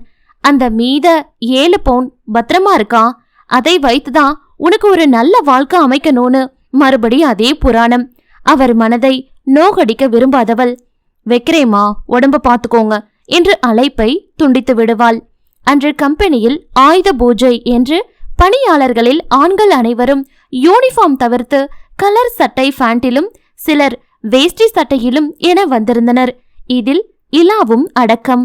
பெண்கள் எப்போதும் உடுத்தும் சாதாரண சேலையும் அதற்கு மேலான யூனிஃபார்ம் கோர்ட்டையும் தவிர்த்து தங்கள் விருப்பமான சேலையில் வந்திருந்தனர். தூரிகை குங்கும நிறத்திலான காட்டன் சேலையில் கண்ணை உறுத்தாதவாறு வந்திருந்தாள். தினமும் அணியும் கொண்டையில் இருந்து இன்று அவள் கரிய கூந்தல் விடைபெற்று பின்னல் கோலம் பூண்டிருந்தது. இன்றாவது சொல்லியாக வேண்டும் என்றுதான் இன்றும் நினைத்திருந்தான். ஆனால் இன்றே சொல்லியாக வேண்டும் என்ற உந்துதலில் தவித்திருந்தவன் மிஷின்களுக்கு பூஜை போட்டு முடியும் வரை கடமையே கண்ணாக கவனிக்கப்படாத பாடுபட்டான். மதிய நேரம் அனைவரும் ஆயுத பூஜைக்கான சிறப்பு உணவை முடிக்க கேண்டீன் கிளம்ப, தூரி அவன் அழைப்பில்தான் அவளும் இன்று வேலையே இல்லையே, அவர் ஏன் என்னை அழைக்கிறார் என்று புரியாது விழித்து பார்த்தாள். அவள் அருகில் அதிகம் படபடத்தவன் அவளுக்கு வளமையை விட அதிக வித்தியாசமாக தெரிந்தான் இன்று. என்ன சார், எதுவும் வேலையா? கேட்டவளிடம் என்ன சொல்லுவான்? நான் உங்களை விரும்புறேன் தூரி. உங்களை மனக்கோலத்துல பார்த்த நாள்ல இருந்து இத்தனை நாள் நீங்க ஒரு நிலைக்கு வரவும் நான் ஏன் நிலையில உறுதியா இருக்கேனான்னு தெரிஞ்சுக்கத்தான் சொல்லாம இருந்த. இப்ப என் நிலைய உணர்ந்து கேக்குறேன். நான் உங்களை கல்யாணம் பண்ணிக்க ஆசைப்படுறேன். உங்களை எனக்கு காதலியா, மனைவியா, என் அம்மாவுக்கு நல்ல மருமகளா மட்டுமே கேக்குறேன். வேற எந்த எதிர்பார்ப்பும் எனக்கும் என் ஒரே ஆதரவான அம்மாவுக்கும் இல்ல. உங்களுக்கு விருப்பம்னா யோசிச்சு சொல்லுங்க என்றான். அவள் என்ன பதில் சொல்வாள்? அவள்தான் சிலை போல செவிகளில் விழுந்தது நிஜமா? இவரா பேசினார் என்று நம்ப முடியாமல் நிற்கிறாளே. என்ன இலா தம்பி, வேஷ்டி சட்டையில சும்மா மாப்பிள கணக்கா ஜம்முன்னு இருக்கீங்க. எப்ப கல்யாணம்? பல வருடமாக அங்கு பணிபுரியும் வசந்தி உரிமையாக கிண்டல் பேசினார் அவனிடம். நான் ரெடிதானுங்கக்கா, பொண்ணு சரின்னு சொன்னா கல்யாணம்தான் என்று அவளை பார்த்தபடி சொல்லி சென்றவனை நம்ப முடியாது பார்த்துவிட்டு பார்வையை திருப்பிக் கொண்டு நின்றாள் தூரிகை. அன்றைய நாள் அதன்பின் தூரிகை அவனை காண்பதை கூட தவிர்த்தாள். சொல்லி காயப்படுத்தி விட்டோமோ என்ற நினைப்பிலேயே அன்றைய நாளை இளங்கோவும் கடந்திருந்தான். அடுத்த நாள் விடுமுறையும் முடிந்து தூரி பணிக்கு வரவில்லை. காரணம் என்னவென்று பதட்டமாக அவன் லதாவிடம் விசாரிக்கும் போது அவளை அழைத்து செல்ல அவள் பெற்றோர் வந்திருக்கும் தகவலை அறிந்தான். அத்தியாயம் 6. தூரிகை தான் காதலை உரைத்ததும் பதில் கூறப் போவதில்லை என்பது அவனும் அறிந்ததுதான். காதலை சொல்ல ஆண்மகனுக்கே இத்தனை தயக்கம் என்றால் பெண் அவளுக்கு பதில் கூறிட எத்தனை தயக்கம் இருக்கும் என்று நினைத்து கொண்டவன் காத்திருக்கவே முடிவெடுத்திருந்தான். அடுத்த நாள் விடுமுறை முடிந்து தூரிகை இன்று பணிக்கு வருவாள். அவள் செய்கையில் ஏதாவது கணிக்க முடியுமா என்று தனக்குத்தானே கட்டுப்பாடுகள் விதித்த போதும் அவன் நினைத்திருக்க அதற்கு நேரெதிராய் தூரிகை அன்று பணிக்கு வரவே இல்லை. தன்னால் தான் அவள் வரவில்லையோ? இந்த வேலையே வேண்டாம் என முடிவெடுத்து விட்டாளோ? சுயமாக சுதந்திரமாக வாழ நினைத்து வந்த பெண் திரும்ப வேறு பாதையில் செல்ல நாம் தான் காரணமாகிவிட்டோமோ என பலவாரியான எண்ணங்கள் அவன் மனதை ஆர்ப்பரித்தது. தனித்து வரும் லதாவை கண்டவன் எப்படி கேட்கிறது என்று ஒரு நொடி தயங்கினாலும் கேட்கும் அதிகாரம் தனக்கு இருந்தமையால் அவளிடம் கேட்டும் விட்டான். என்னன்னு சொல்றது இல்லா சார், அவளை மறுபடி அதே சுழலுக்கு இழுக்க ஊர்ல இருந்து அவ அப்பா அம்மா வந்திருக்காங்க என்றாள் லதா. என்ன சொல்றீங்க லதா என்றவனிடம்தான் அவள் சென்றிடுவாளோ என அத்தனை பதட்டம். ஆமா சார், மறுபடியும் ஏதோ மாப்பிள்ள பார்த்துட்டு இந்த தடவை நல்ல வரன்னு வந்து பேசிட்டு நிக்கிறாங்க என்றாள் அவள். அப்ப தூரி போயிடுவாளா என்று இங்கு அவர்கள் தோழியான இன்னொருத்தி கேட்க, பெத்தவங்க கூப்பிட்டா போய்த்தானே ஆகணும், அதுதானே நல்லது. நாளை பின்ன எதுனாலும் நல்லது கெட்டது பார்க்க நீங்களா நிப்பீங்க, உறவுகள் தானமா கடைசி வரைக்கும் என்ற நிதர்சனத்தை பேசி நகர்ந்தார் நேற்று இவனிடம் பேசிய வசந்தி. எனக்கு தூரி போக மாட்டாங்கன்னு தோணுது என்றான் இலாம். அது அவன் காதல் மீதான நம்பிக்கையையும் தாண்டி அவளின் சுயம் மீதான நம்பிக்கையோ என்னவோ. எனக்கும் தான், ஆனா வந்தவங்க பெத்தவங்கள் அல்ல. வசந்தி அக்கா சொன்ன மாதிரிதான எந்த ஒரு சராசரி பொண்ணா இருந்தாலும் யோசிப்பா என்றாள் லதா. இலாவுக்கு மனம் கனத்து போனது. அவள் எந்த முடிவெடுத்தாலும் அதனால் அவளுக்கு நிம்மதியும் மகிழ்ச்சியும் மட்டுமே கிடைக்க வேண்டும் என்று நினைக்க மட்டுமே அவனால் முடிந்தது. அதே நேரம் அன்று அவளிடம் காதலை கூறாமல் இருந்திருக்க வேண்டுமோ? இப்போது இதனால் அவள் மனதில் புது பாரம் குடியேறிடுமோ என்றெல்லாம் சிந்தித்தான். மேனேஜர் செல்வம் அறையில் தூரி வரவில்லை என்றும் காரணத்தையும் தெரிவித்தான். என்ன இலா, தூரி போயிடுவாங்கன்னு நினைச்சு கவலையா இருக்கியா என்று கேட்டார் செல்வம். சார், அதெல்லாம் ஒன்னும் இல்ல என்று மனதை மறைத்து சமாளிக்க முயன்றான் இளங்கோ. நானும் விரும்பி காதல் கல்யாணம் பண்ண வந்தாயா என்றவர். சொல்லிட்டியா என்று கேட்டார். முந்தா நேத்துதான் சார் என்றான் வேதனையுடன். சொல்றேன்னு தப்பா நினைக்காத இலா, உனக்கும் என் தம்பி வயசுதான். கொஞ்சம் கொஞ்சமா இதுல இருந்து வெளியில வரப்பாரு, அதுதான் உனக்கும் நல்லது. உன் அம்மாவை பத்தியும் யோசி. அவங்களுக்காக நீ இதை கடந்து வந்து உன் வாழ்க்கைய பார்த்துதான் ஆகணும் என்றார் செல்வம். போய் வேலைய பாக்குறேன் சார் என்ற இலா அவர் அறை கதவை நெருங்கும் நேரம், உள்ள வரலாமா சார் என்ற அவளின் குரல் கேட்டு விக்கித்து நின்ற இலா திரும்பி செல்வத்தை பார்த்தான். மறுநொடி ஒருவேளை சொல்லிட்டு ரிசைன் பண்ணிட்டு போக வந்திருப்பாங்க என்று அலைப்பாயும் மனதிற்கு அணை போட்டு கொண்டான். வாங்கம்மா என்று செல்வம் அனுமதித்ததும் சற்றே அழுது வீங்கிய கண்களுடன் உள்ளே வந்தவளைத்தான் காண திராணியற்று வெளியேறி இருந்தான் இலாம். அவன் வெளியேறும் போதே காதில் கேட்டது செல்வத்தின் வார்த்தைகள். என்னம்மா அப்பா அம்மா வந்துட்டாங்களாம், என்ன முடிவெடுத்திருக்க என்று அவர் பேசுவது அவன் காதிலும் தான் கேட்டது. நாம என்ன அவங்களுக்கு உறவா? வேலை இடத்துல சூப்பர்வைசர் தாண்டி பர்சனலா யாரும் கிடையாதே, உறவுதான எல்லாமே என்று கண்களை மூடி சுவற்றில் சாய்ந்து நின்றவன் அவளிடம் அன்று பேசியதற்கு மன்னிப்பு கேட்டு அவளுக்குள் தன்னால் ஏதும் நெருடல் ஏற்பட்டிருந்தால் அதை போக்கிட நினைத்து காத்திருந்தான். சில நிமிடம் கழித்து மேனேஜர் அறையிலிருந்து வெளியே வந்தாள் தூரிகை. அவளுக்காக காத்திருந்தவன் கண் திறந்து அவள் முன் வர கடந்து சென்றிடவே நினைத்து முன்னேறினாள். தூரி, சாரிங்க அன்னிக்கு என்று தயங்கி நின்றான். அதற்கு மேல் பேச்சு வராமல் சதி செய்தது. வேலை இருக்கு சார், நான் போகட்டா என்று கேட்டாள் அவள். ஹா என்று விழித்தான் ஆடவன். அவனால் காதில் கேட்ட வார்த்தைகளை நம்பவே முடியவில்லை. அப்ப நீங்க வேலை விட்டு போகலையா? கேட்டவனிடம் சூப்பர்வைசர் என்ற மரியாதையில் இல்லை என்று தலையசைத்தாள். 1 மணி நேரம் லேட்டா வந்ததுக்கு சார் கிட்ட பர்மிஷன் சொல்லிட்டேன் என்று அங்கிருந்து நகர்ந்தாள் அவள். அவனோ மகிழ்ச்சியில் எதுவும் புரியாது அவள் சென்றதும் மேனேஜர் அறைக்குள் நுழைந்தான். இங்கு லதாவும் அவர்கள் தோழிகளும் தூரிகையை சூழ்ந்து கொள்ள உணர்ச்சி துடைத்த முகத்துடன் நின்றிருந்தாள் அவள். அவளாக சொல்லட்டும் என்று லதா கண்ணை காட்டிடவும் மற்ற அனைவரும் தங்கள் வேலையை கவனிக்கத் தொடங்கினர். தூரி நடந்தவற்றை நினைத்து பார்த்தாள். அவளை கண்டதும் தூரிகை என்று அவளை அணைத்து பல நாள் காணாத பாசமலையை பொழிந்தார் அவள் அன்னை. அவளின் தம்பியும் அக்கா என்று அவள் கை பற்றிக் கொள்ள சற்று கலங்கித்தான் போனாள்.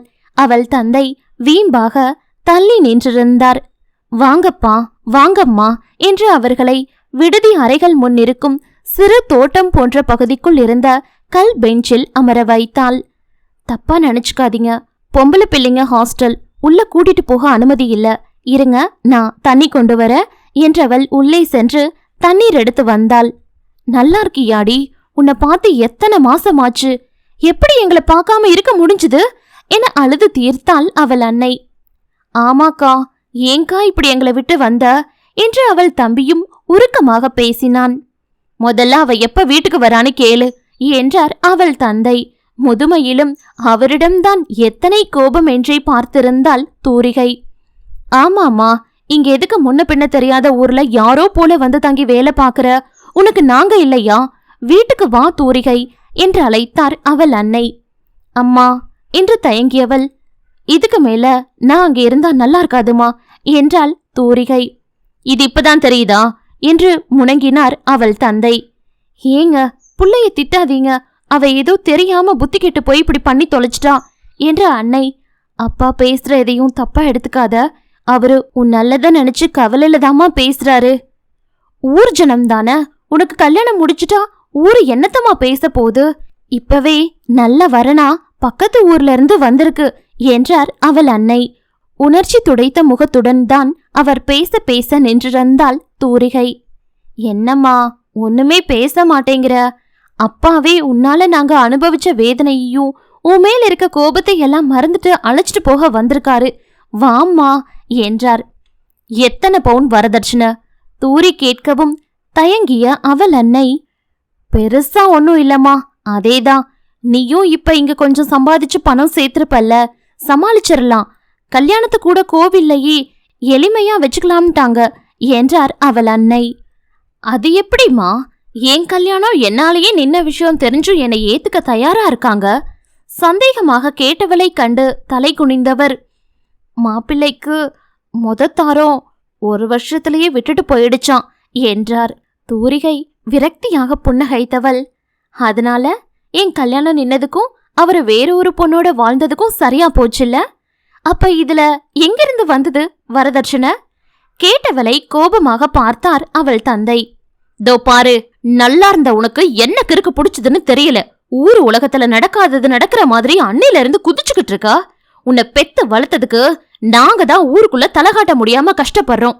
உன்னால அப்பாவி உன் அக்காவும் அவ மாமியார் வீட்டுல குத்தல் பேச்சு வாங்கிட்டு இருக்கா என்றார் தந்தை. இல்லனா அவங்க அவளை எதுவுமே பேசினதில்லையா? தூரிகை பதில் கேள்வி கேட்கவும் அந்த பெரியவருக்குத்தான் மகளிடம் அத்தனை கோபம். உன்னை பெத்து வளர்த்து ஆளாக்குனதுக்காக எங்களுக்கு ஏதாவது செய்யணும்னு நினைச்சேனா இத மட்டும் செய்யி என்றார். ஆழ மூச்சை இழுத்து விட்ட தூரிகை, ஒரு நிமிஷம் இருங்க என்று உள்ளே சென்றவள் வெளியே வரும்போது அவள் கையில் ஒரு கைப்பை இருந்தது. மத்த துணிமணியெல்லாம் வேணாமா? புரியாதது போல கேட்ட அன்னையின் கையில் அதை திணித்தவள், என்ன பெத்து வளர்த்து ஆளாக்குன உங்க அன்புக்கு விலை மதிப்பே கிடையாதுமா. ஆனா அதுக்கு என் வாழ்க்கை விலை கிடையாது. பெத்தவங்களுக்காக நானும் என் கடமையா செய்ய முடிஞ்சதை செய்யறேன். இதுல நான் சம்பாதிச்சு வாங்கின 7 சவரன் நகை இருக்கு. இனியும் உங்களுக்கு எந்த உதவி வேணும்னாலும் கேளுங்க, முடிஞ்சதை செய்யறேன் என்றாள். கேட்டியாடி, என்னவோ நம்ம பொண்ணு தெரியாம பண்ணிட்டா, நாம போய் கூப்பிட்டா வந்துருவான்னு சொன்ன. அவ வேலை பாக்குறோம் சம்பாதிக்கிறோங்கிற ஆணவத்துல இருக்காடி. என்னவோ இவளாலதான் இத்தனை வருஷம் நம்ம குடும்பமே நடந்த மாதிரி எண்ணம் இவளுக்கு. இப்ப இந்த 6 மாசம் யாரு நம்மளெல்லாம் காப்பாத்திக்கிட்டு இருக்கா? நான் உங்களெல்லாம் வச்சு பாத்துக்கல என்ன சீரிய அவள் தந்தை. முடிவா கேக்குறேன், எங்களோட வர முடியுமா முடியாதா? நீ இப்பவும் வராம எங்களை அவமதிச்சா உன்னை நான் தலை முழுகிடுவேன் என கேட்டு நின்றார். தூரிக, வந்துடுமா என்று கதறி அழுதார் அவள் அன்னை. அக்கா வந்திருக்கா, நாளை பின்ன மாப்பிள்ள வீட்ல எது கேட்டாலும் நான் வேலைக்கு போயிடுவேன்ல, நான் உனக்கு பார்த்து செய்யறேன்கா என்றான் தம்பி. நீயாவது புரிஞ்சுக்கோடா. அவங்க கேட்க கேட்க நம்ம வாழ்க்கையவும் அவங்க கையில கொடுத்து பணம் நகைன்னு கொடுத்து நாமளே நம்ம வாழ்க்கையை அடகு வைக்கிற முறைதான் வரதட்சணை. அப்படி ஒரு வாழ்க்கை எனக்கு வேணாம் என்றாள்.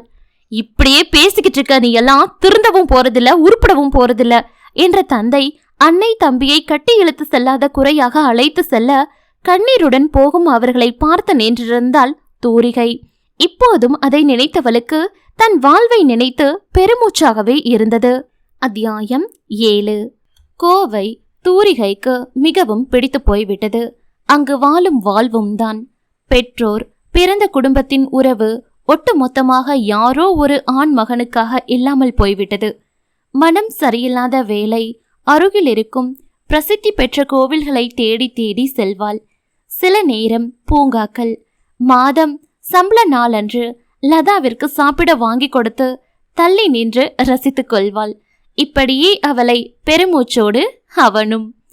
நம்ம எதிர்பார்த்தது போலவே இன்று வரை இலாவின் காதலை தூரி ஏற்கவும் இல்லை மறுக்கவும் இல்லை.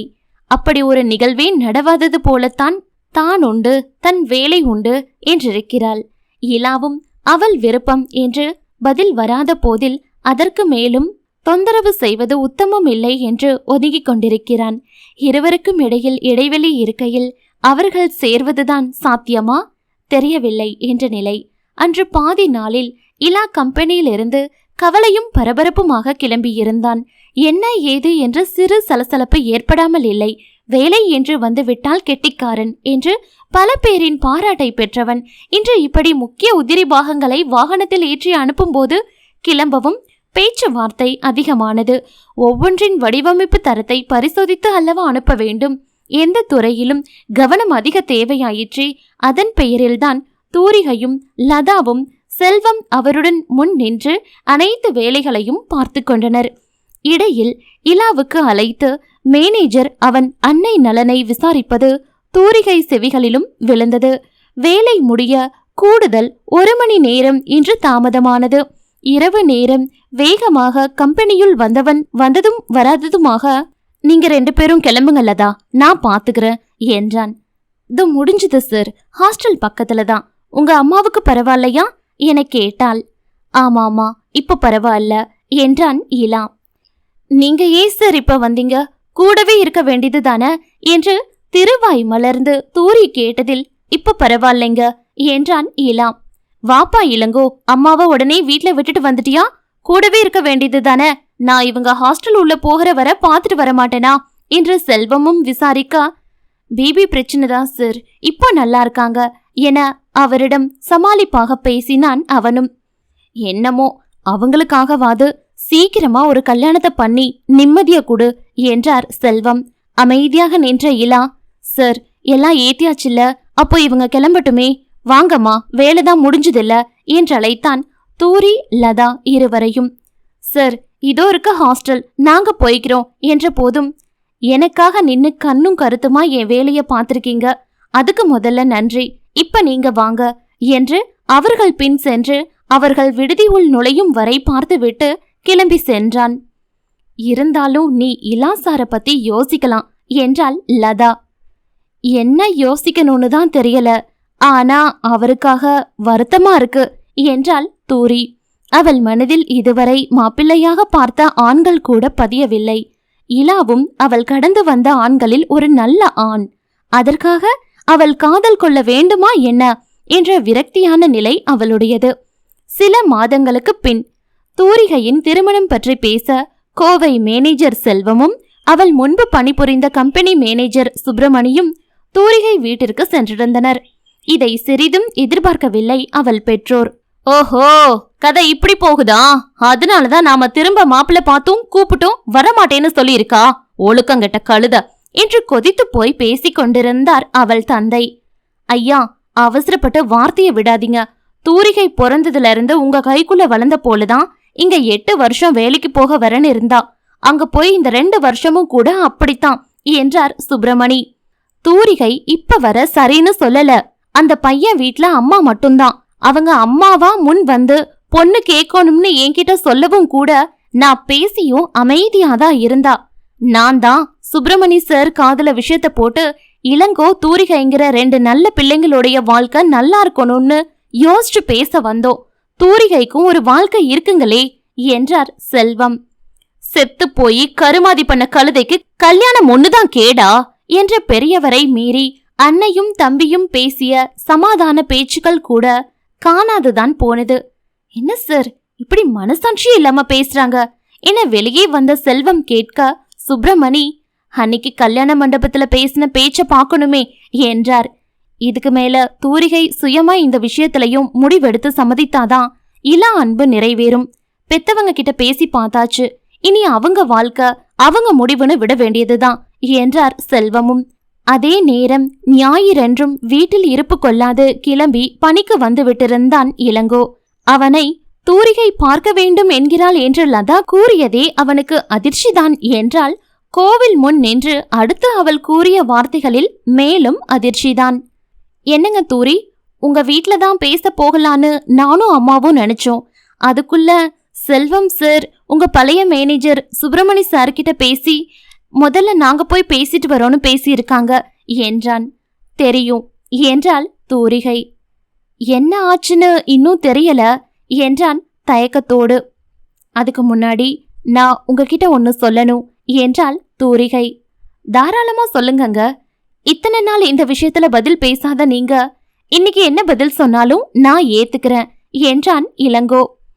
பதிலுக்கு முன்ன நான் சில விஷயம் சொல்லணும் என்றவளை பேச விட்டு கை கட்டி செவி சாய்த்து அவள் வார்த்தைகளை கேட்டிருந்தான் இலா. முதல் விஷயம், எனக்கு உங்க மேல எந்த காதலும் இல்ல என்றாள். அதை கேட்டதும் அவன் மனம் உடைய தொடங்கினாலும் திடமாக அடுத்தடுத்த அவள் வார்த்தைகளை கேட்க தயாராக நின்றான். ஆனா உங்க மேல எனக்கு இதுவரை பார்த்த மாப்பிள்ளை மேலேயும் வராத நல்ல அபிப்பிராயமும் மரியாதையும் இருக்கு. கூடவே உங்க வாழ்க்கை நல்லா இருக்கணுங்கிற அக்கறையும், கொஞ்சம் என் குடும்பத்து மேல இருக்கிற மாதிரி லதா மேல இருக்கிற மாதிரி பாசமும். இதுக்கு மேல இதுக்கு காரணம் என்னன்னெல்லாம் சிந்திக்க எனக்கு தெரியல. நீங்க சொல்ற காதலுங்கிற உணர்வு எப்படி இருக்கும்? இதுதான் காதலான்னு தெரியல. ஆனா நான் உங்களுக்கு எதிர்பார்ப்பு இல்லைனாலும் சில விஷயங்களை சொல்லிடுறேன் என்றாள். சொல்லுங்க என சற்று தெளிந்த மனதுடன் கேட்டிருந்தான் அவனும். என்கிட்ட இன்னைக்கு நிலவரத்துக்கு 1 கிராம் தங்க நகை கூட இல்ல. சேர்த்து வச்சதையும் பெத்தவங்க கிட்ட கொடுத்து அனுப்பிட்டேன் என்றாள். எனக்கு வரதட்சணை எல்லாம் வேண்டாங்க என்றான் இலா. கேட்டாலும் போலீஸ் கம்ப்ளைண்ட் தான் கொடுப்பேன் என்றாள். அவள் பதிலில் சிரித்தவன், அந்த வாய்ப்பை உங்களுக்கு நான் தரமாட்டேன் என்றான். நான் உங்க ஆளுங்களா தெரியல என்றாள். நான் உங்க ஆளுங்களான்னு எனக்கும் தெரியலையே, ஆனா மனுஷ இனம்தான் என்றான். அவன் பதிலில் சிரித்தவள் அடுத்ததாக, எனக்கு உறவுகள் இருந்தும் இப்போதைக்கு யாரும் இல்ல என்றாள். எனக்கும் தான், ஆனா இனி நாமளே ஒரு குடும்பம் தானே என்றான். கல்யாணம் என்ன பொறுத்தவரை புனிதமானது. அதே சமயம் அது வாழ்க்கையில ஒரு நாள் கூத்து, அதுக்கு செலவு பண்ண விரும்பல என்றாள். கோவில் கல்யாணம் போதும், சட்டப்படி ரெஜிஸ்டர் பண்ணிக்கலாம் என்றான். நான் டௌரி தரமாட்டேன்னு சொன்னது போலதான் நானும் என் வாழ்க்கைய மட்டும் இல்ல குடும்ப செலவையும் ஷேர் பண்ணிப்பேன். நான் கல்யாணத்துக்கு பிறகும் வேலைக்கு போக ஆசைப்படுறேன் என்றாள். தாராளமா என்றான். இதற்கு மேலும் என்ன என்று அவள் மனதை அவள் வார்த்தைகளால் அறிய அவன் காத்திருக்க, என்னால உங்க அளவு பாசமா இருக்க முடியுமா தெரியல என்றாள். அதை சொல்லும் போதே அவள் குரலில் தெரிந்த கவலையை அவனும் உணர்ந்து கொண்டான். காதலதான் பாசம் என்கிறாள் என்று புரிந்தவன், பரவாயில்ல, போக போக கத்துக்குவீங்க என்றான் தன் காதலின் மேலுள்ள நம்பிக்கையில். இதுக்கு மேல என்ன பேச என அவளிடம் மௌனம். அவள் கேள்விகளுக்கெல்லாம் அவன் வாயால் பதில் தெரிந்த பின் மௌனமே சம்மதமாகி போனது. அன்று அவள் பெற்றோர் பேசிய வார்த்தைகள் அவள் செவிகளை வந்தடைந்தும் அவள் முடிவில் மாற்றம் ஏற்படுமா என மற்றவர் நினைத்திருக்க இலா அவளை முழுமையாக நம்பினான். அடுத்த மாதமே அவர்கள் நலன் விரும்பிகள் முன்னிலையில் இலா தன் தூரிகையை தன் சொந்தமாக்கிக் கொண்டான்.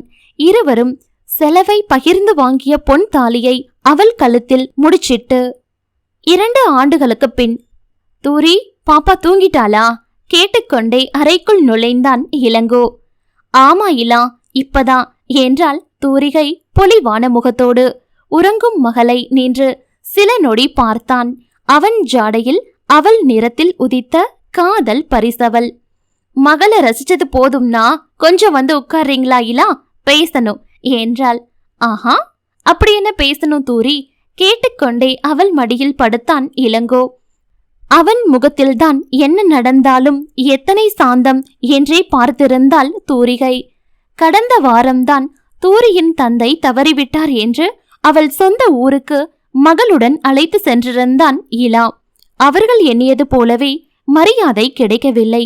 கூடவே இளம் வயதில் நல்ல உடல் நலனுடன் வாழ்ந்த 60 வயதை கடந்த தந்தை இறக்க இவள்தான் காரணம் என்று உடன் பிறந்தவர்களும் பெரியப்பா அத்தையுடன் சேர்ந்து ஆடி தீர்த்து விட்டாள். பெற்றவருக்காக அழுது தீர்த்தாள். தாய் தம்பிக்கு ஆறுதல் உரைத்தாள். மற்றபடி பிறர் பேச்சை காதில் வாங்கவும் விரும்பவில்லை தூரிகை. இறந்த தந்தை உடலை தூக்கும் வரை பொறுமையாக இருந்தவள் அதன் பின் எந்த மரியாதையும் கிடைக்காது என்றுணர்ந்து கணவன் மகளுடன் கிளம்பினாள். தூரிகை வீட்டினர் இவளுடன் சேர்த்து இவனையும் பேசிய எதையும் பற்றி இலா இன்னும் கூட இவளிடம் எதுவும் பேசாததுதான் தன் இலா என்ற கர்வம் பெண்ணவளிடம். இலா, நான் திரும்ப வேலைக்கு போகலான் இருக்கேன் என்றாள். அதுக்குள்ள என்ன அவசரம்டின்னு கேட்க ஆசைதான். ஆனா உன்னால முடியும்னு தோணுனா நான் தடுக்க மாட்டேமா. அம்மா பாப்பாவை பார்த்துப்பாங்க, நீ ஜாயின் பண்ணிக்கோ, நம்ம கம்பெனியே தானே என கேட்டான். என்றாள். ஓ விருப்பம் என்றான் இலா. வேற எதுவும் கேள்வி இல்லையா? புருவம் உயர்த்தினாள் தூரிகை.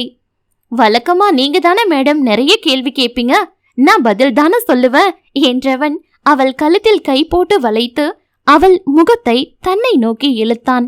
இருவர் அதரமும் கோணல் மாணலாக இணையும் நேரம், சரி நான் நல்லாதான் காதலிக்கிறேனா என கேட்டாள். என விழிகளை அங்கும் இங்கும் அவள் 2 கண்களையும் கண்டு உருட்டி யோசித்தவன், ஏன் அளவு இல்ல அதை விட அதிகமா என்று தங்கள் மகளை ஜாடை காட்டினான். தங்கள் வாரிசை அத்தனை ஆசையுடன் பெற்றெடுத்த அவள் காதல் புரியாதா அவனுக்கும்? பதில் கூறியவனுக்கு எதிர்பாரா பரிசாய் அவளை குனிந்து காதலுடன் இதழ் கலந்தாள். மென்மேலும் தூரிகையின் வாழ்வு பெண்ணாக சிறக்கவும் பல தூரிகைகளும் இளங்கோக்களும் இவ்வுலகில் உருவாக வேண்டும் என்ற எண்ணத்துடன் உங்கள் ஸ்ரீ விடைபெறுகிறேன். சுபம். பிரதிலிபி அளித்த தலைப்பான என்னால் வரதட்சணை தர முடியவில்லை என்ற தலைப்பிற்காக 7 பாகம் கொண்ட சிறிய தொடராக எழுதியது. குறுந்தொடர் என்பதால் விரைவாக முடிந்துவிட்டது. உங்களுக்கு பிடித்திருக்கும் என்று நினைக்கிறேன். ஆதரவளித்த அனைவருக்கும் மிக்க நன்றி. அடுத்தடுத்த தொடர்களில் சந்திப்போம். வண்ணத் தூரிகை குறுந்தொடர் எப்படி இருந்ததுன்னு மறக்காம கமெண்ட்ஸ்ல உங்க விமர்சனத்தை சொல்லிட்டு போங்க.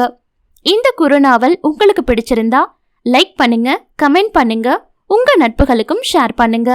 எங்களுடைய அடுத்தடுத்த நாவல்கள் ஒளி வடிவில் வெளியாவது உங்களுக்கு நோட்டிஃபை ஆகணும்னா ஸ்ரீ ஆடியோ நாவல்ஸ் சேனலுக்கு மறக்காம சப்ஸ்கிரைப் பண்ணிட்டு அப்படியே பக்கத்துல இருக்க பெல் ஐக்கானையும் கிளிக் பண்ணிக்கோங்க. நன்றி.